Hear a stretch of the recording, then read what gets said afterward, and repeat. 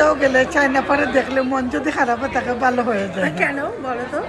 এই যে সবাইকে দেখলেই মন ভালো হয়। আপনি এত সুন্দর সুন্দর করে বাচ্চাগুলোকে গড়ে তুলতেছেন, ডান্স শিখাইতেছেন, যে কোনো প্রোগ্রামে যখন দেখি যে গান দেখাই, ডান্স দেখাই, বুঝে ফেলি এটা চায়না ছাড়া আর কেউ না। কারণ আপনি এমনভাবে বাচ্চাগুলো গড়ে তুলেন, একটা মাটির পুতুল বানাতে গেলে যেরকম খোদাই করে করে একটা শেপ বা তৈরি করে, আমি চাই যে এই বিলেতের মাটিতে আমাদের কালচারটাকে আমাদের ছেলে মেয়েদের, আমাদের পরের প্রজন্মকে মধ্যে পৌঁছে দেওয়া, এই জন্যই আমি কাজ করি।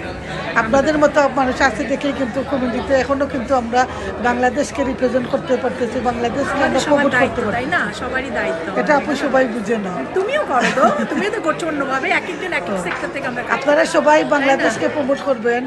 আর যদি আপনার বাচ্চাদেরকে গান শিখাতে চান, ইয়ে করতে চান, চায়নাপা তো আছেন, চায়নাপাকে না পেলে আমাদের সাথে যোগাযোগ করতে পারেন।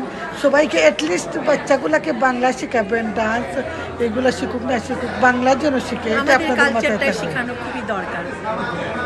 এই বিদেশের মাটিতে আসলে আমাদের কালচারে যদি আমরা না বাচ্চাদেরকে ঢুকাতে পারি, বাচ্চারা অন্য কালচারে চলে যাবে। তো আমরা তো নিশ্চয়ই প্যারেন্টসরা চাই না সেটা। তো আপনারাও চেষ্টা করবেন আমাদের বাচ্চারা যেন আমাদের কালচারের মধ্যেই। থ্যাংক ইউ আপা, এত সুন্দর করে বুঝিয়ে বলার জন্য। ভালো থাকবেন। আসসালামু আলাইকুম।